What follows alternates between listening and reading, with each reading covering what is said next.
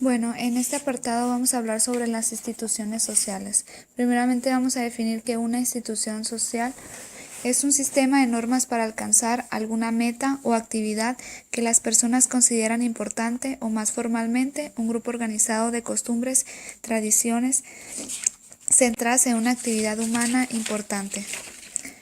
Las instituciones son procesos estructurados mediante los cuales las personas van a llevar a cabo sus actividades.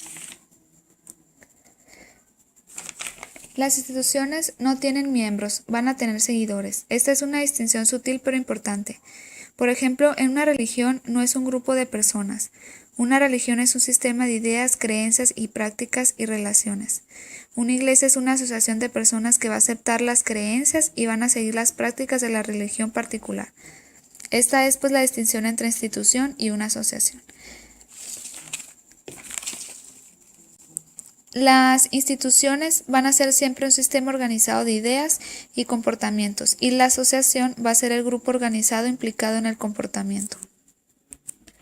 Las 5 instituciones básicas importantes en las sociedades complejas son la familiar, la religiosa, la gubernamental, la económica y la educativa. El proceso de institucionalización va a consistir en el establecimiento de normas definidas que van a determinar posiciones de normas y funciones del rol para el comportamiento. Las instituciones surgen como productos en gran parte no planeados de la vida social. Las personas se van a agrupar para encontrar formas prácticas de hacer frente a sus necesidades. Va a encontrar algunas pautas factibles que se cristalizan mediante la repetición en costumbres regulares. Estas pautas van a adquirir un cuerpo de tradiciones, creencias y costumbres de apoyo que la justifica y sanciona. Para ilustrar lo que es una institucionalización, podemos ver que en un pleito en cantina va a ser un comportamiento no institucionalizado. Sin embargo, una pelea de box profesional va a ser un comportamiento institucionalizado. No todos los roles están institucionalizados. El rol del niño malo y el del niño modelo en la familia no son roles institucionalizados, en tanto que las de los del hijo y la hija sí lo son. Un rol institucionalizado es una serie de expectativas de comportamiento que limitan la libertad de opción de una persona. El comportamiento del rol institucionalizado se va a guiar por las expectativas del rol y no por las preferencias personales. Muchas veces el empleado, por ejemplo, que es promovido en un papel de supermercado a supervisor, trata de seguir siendo amigable con los antiguos compañeros de trabajo, lo cual rara vez da un buen resultado porque el nuevo rol altera inevitablemente la relación con los viejos amigos a quienes se tiene ahora que dar órdenes. Es cierto que las diferencias individuales de personalidad van a afectar el comportamiento institucional de algún grado. Los conflictos que surgen dentro de una asociación a veces se deben a choques de personalidad, pero con mayor frecuencia al choque de los roles institucionales. Estos roles requieren con frecuencia que se tomen medidas que enfurecen a otras personas. Para hablar ahora de las características institucionales, tenemos primeramente los símbolos culturales, que las personas han desarrollado símbolos que van a servir como un recuerdo abreviado de la institución. Por ejemplo, la bandera va a servir como recuerdo a su lealtad al gobierno, el crucifijo a lo que es la religión, el anillo matrimonial a la familia y los colores o alguna mascota tótem a la educación. Un código formal de comportamiento, por impresionante que sea, no es garantía del desempeño apropiado del rol. Los códigos de comportamiento. Las personas comprometidas de un comportamiento institucional deben prepararse para desempeñar sus roles apropiados. Un código formal es solo una parte del comportamiento total que constituye un rol institucional. Ideología. Este es un sistema de ideas que sanciona un conjunto de normas. Estas normas van a definir la forma en que se espera que actúen las personas. La ideología explica por qué deberían actuar en esa forma y por qué algunas veces dejan de actuar como deberían. Las funciones institucionales van a tener funciones manifiestas y latentes.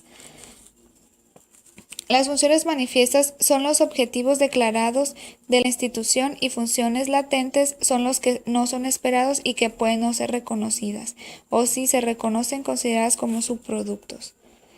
En las manifiestas las personas suponen y esperan que la institución desempeñe. Por ejemplo, las familias deberían de cuidar de los niños, las instituciones económicas deberían producir y distribuir bienes y dirigir el flujo capital en donde se necesita. En las funciones latentes, por ejemplo, nuestras instituciones económicas no solo producen y distribuyen bienes, sino que algunas veces también promueven el cambio tecnológico y la filantropía y en ocasiones promueven el desempleo y la desigualdad. Ninguna institución existe en un vacío, cada una es afectada por el resto de la cultura. Los actos dentro de cada institución afectan a otras. Intelectuales y burócratas. El rol intelectual. Un intelectual es aquella persona que está relacionada con las ideas. Realiza un análisis de las ideas. Los intelectuales se encuentran con frecuencia en ocupaciones verbales como la religión, la enseñanza, el periodismo y el derecho. Las ideas son parte importante de las instituciones. En intelectual no se puede confiar plenamente porque la capacidad para defender la ideología incluye la capacidad para describir sus defectos. Rol del burócrata. Las instituciones no son burocracias. Sin embargo, es imposible estudiar gran parte del comportamiento institucional sin estudiar las burocracias que administran gran parte de él. Una burocracia es una pirámide de personal que conduce racionalmente el trabajo de una gran organización. La burocracia se desarrolla inevitablemente en todas las grandes organizaciones, todos los departamentos gubernamentales, iglesias, universidades, asociaciones voluntarias y empresas comerciales privadas. Eso es todo. Gracias.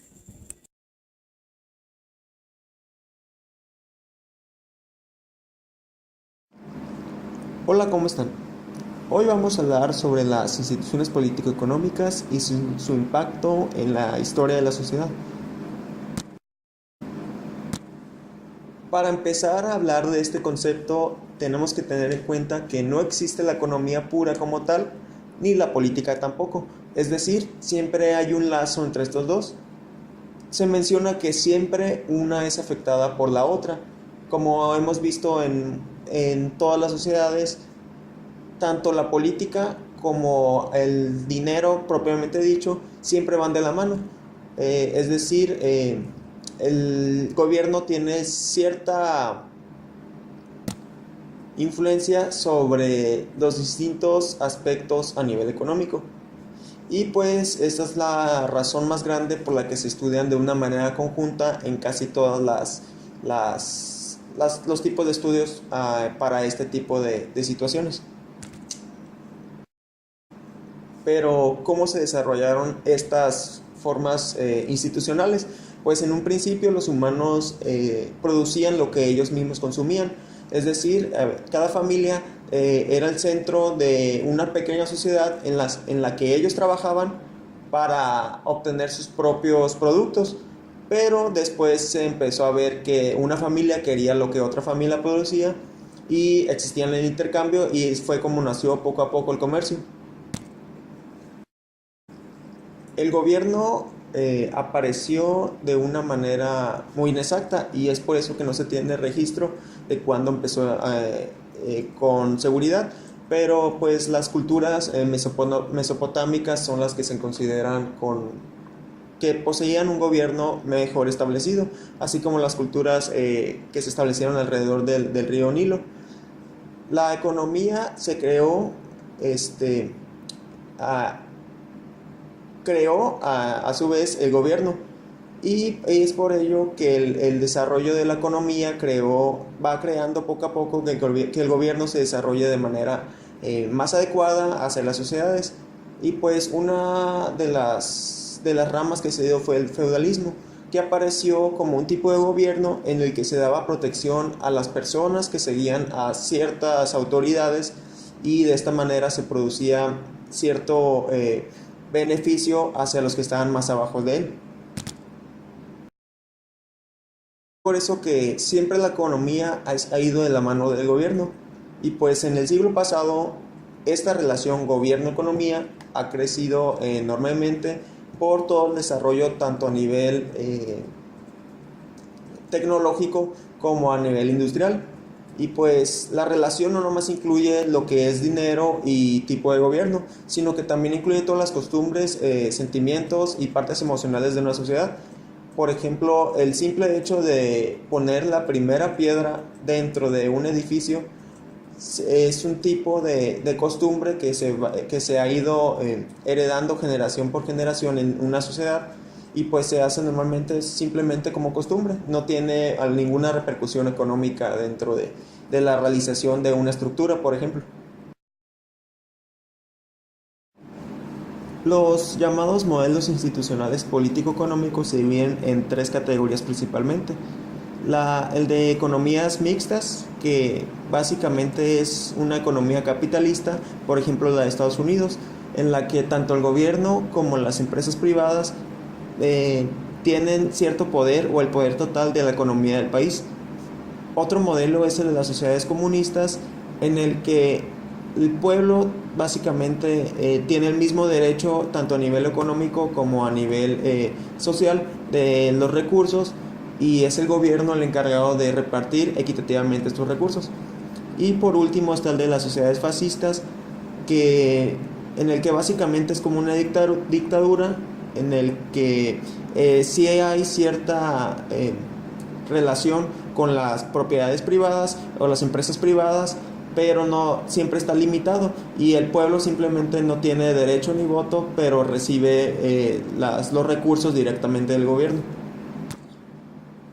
Y por último, la economía de los países desarrollados es muy parecida a la de las sociedades fascistas, solo que en estas el gobierno le da muchos beneficios o trata de atraer a las distintas empresas para que ejerzan más productividad dentro del país.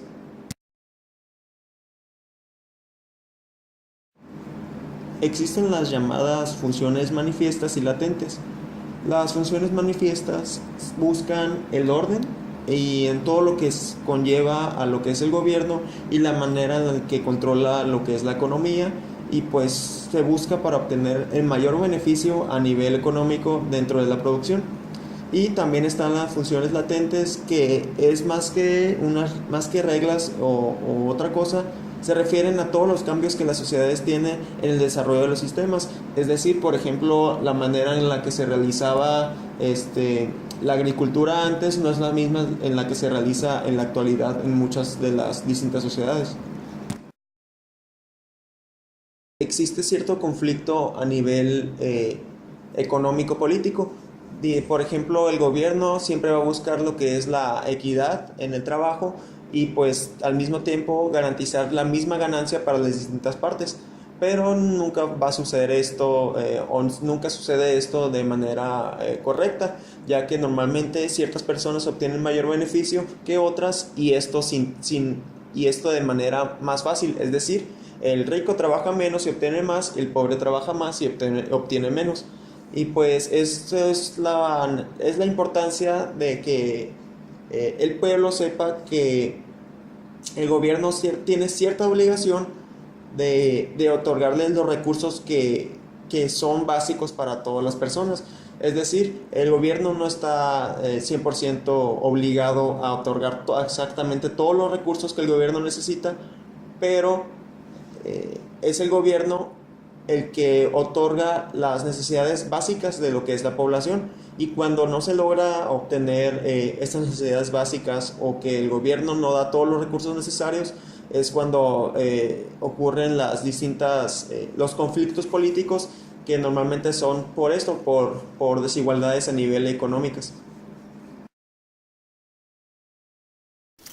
A lo largo de la historia nos hemos dado cuenta de la gran relación que tiene el poder y el gobierno, pero también nos hemos dado cuenta del gran poder que tienen las masas. Es por eso que surgen los comités de acción política, los cuales son un grupo de personas que se reúnen bajo un mismo fin. Por lo general es evitar la reacción de los políticos que les disgustan y que avalan leyes que están contra su fin común. Claro ejemplo tenemos al grupo de trabajadores americanos que se reunió para buscar una mejora en los salarios mínimos. También tenemos al grupo de empresarios americanos que le echaban la culpa a la inflación del bajo sueldo que les daban a los trabajadores. Y también tenemos otro ejemplo, que es el aborto voluntario, el cual un grupo de mujeres que estaban avalando la moral americana decían que el aborto no se debería de cometer. Pero aquí surgen los pseudolíderes, esas personas que toman la batuta de un grupo y que se van con los legisladores y quieren crear una lucha de poder, a ver quién puede más. ¿Cuántos votos represento yo siendo líder de un grupo? Entonces aquí surge esta frase que me gustó. Si los individuos son poderosos, esto suele deberse a los grupos organizados que representan. Es decir, una persona no es nada si no tiene un grupo. Claro ejemplo de lo anterior, tenemos lo que decía el sociólogo Wright, el cual decía que la vida americana estaba controlado por un grupo de elitistas de ejecutivos dueños de las grandes empresas americanas, como General Motors. Él aseguraba que lo que era bueno para General Motors era bueno para todo el país. Siguiendo la teoría de Wright, surge la siguiente pregunta. ¿Existe una élite del poder que conspira? Y muchos americanos trataron de resolver esta pregunta, creándose tres brechas.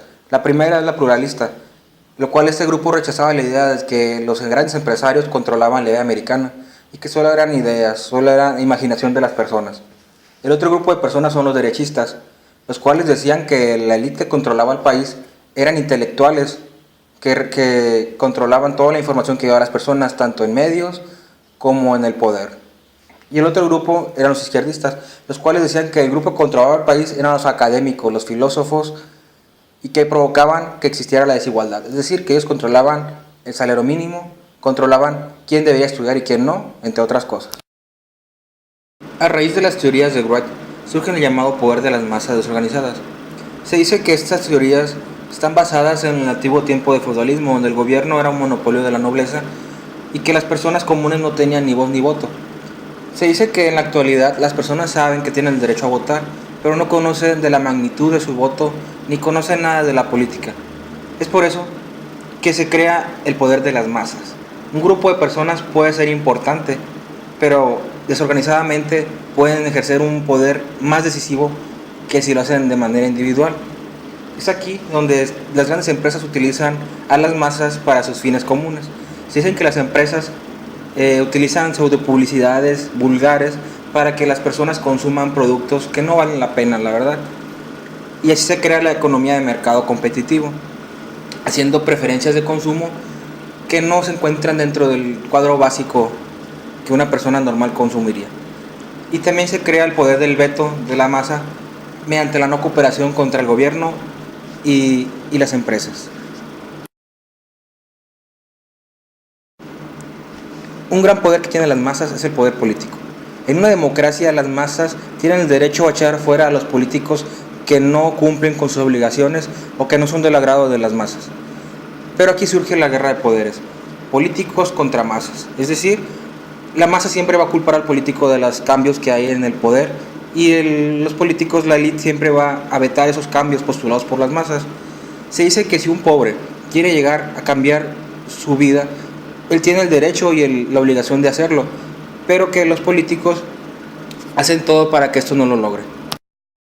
Siguiendo el poder político directo de las masas, surge el poder que tienen los electores con reivindicaciones únicas. Es decir, que las masas apoyen o no a un legislador para que éste postule ideas que les convengan a ambas partes.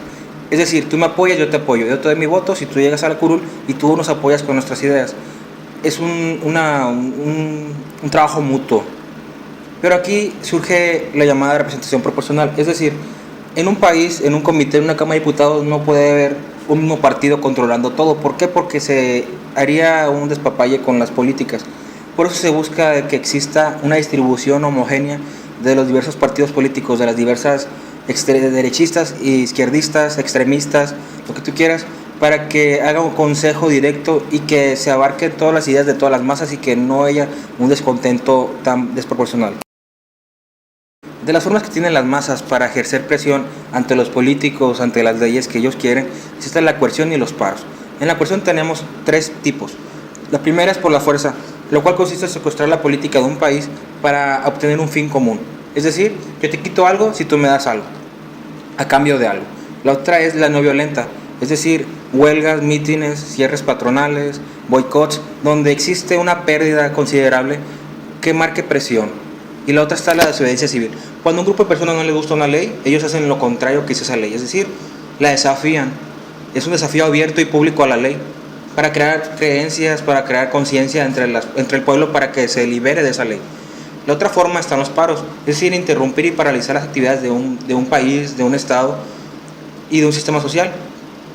Pero aquí surge lo malo, el terrorismo. Se dice que el terrorismo es una forma de las masas para ejercer presión. Pero el terrorismo es el punto contrario a todo lo que hemos visto anterior, la coerción y los paros, porque se usa la violencia para ejercer presión ante un pueblo, ante una política. Una vez que las masas hacen presión ante una ley, a un político, a un legislador, estas leyes son modificadas, son adicionadas, son vetadas por burócratas gubernamentales.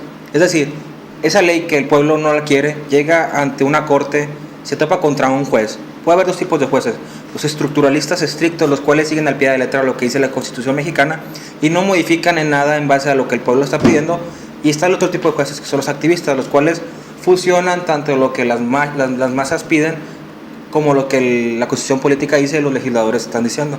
Entonces se busca un fin común.